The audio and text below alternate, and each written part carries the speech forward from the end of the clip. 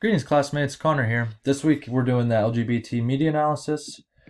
And so for my campaign, I chose Spotify, and I chose them for a couple of reasons. One, because I love the company. I've been a subscriber since 2013. And two, because instead of just doing an isolated advertising campaign, it's something that's ingrained in Spotify's standards and um, their company as a whole to celebrate the LGBT community.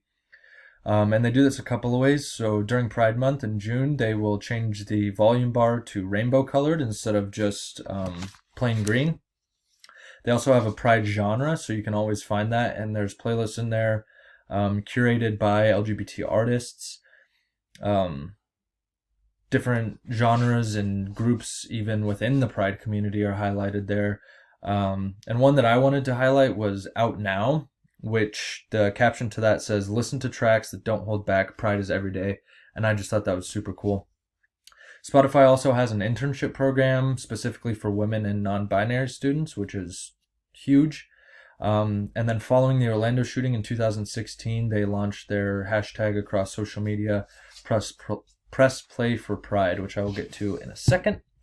So I just wanted to highlight how big Spotify is. So as of Q4 2019, Spotify had 124 million premium subscribers. So that's not accounting how many unsubscribed or non-premium subscribers they have.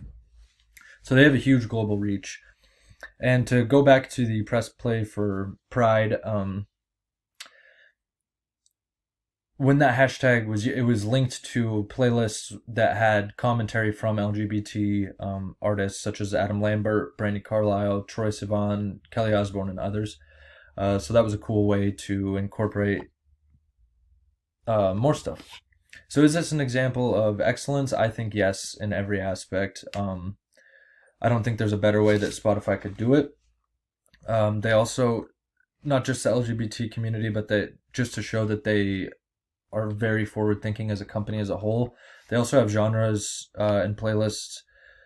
These are just a couple that I noticed when I was looking through, but for regional, Mexican, Afro, Arab, Black History is Now, and Christian. So they have a wide variety of celebrating multiple different minority groups and diverse peoples.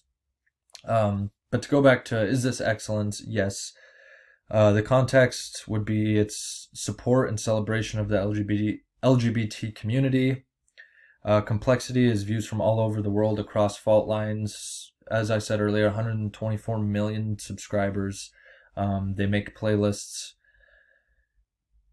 They curate playlists by LGBT artists for LGBT people. The voices would be the LGBT artists and subscribers, and also minority groups. It's authentic, it's real, they actually care about this, and the proportionality would be that it reaches all over the globe, it reaches all over minority groups, and yeah, thanks.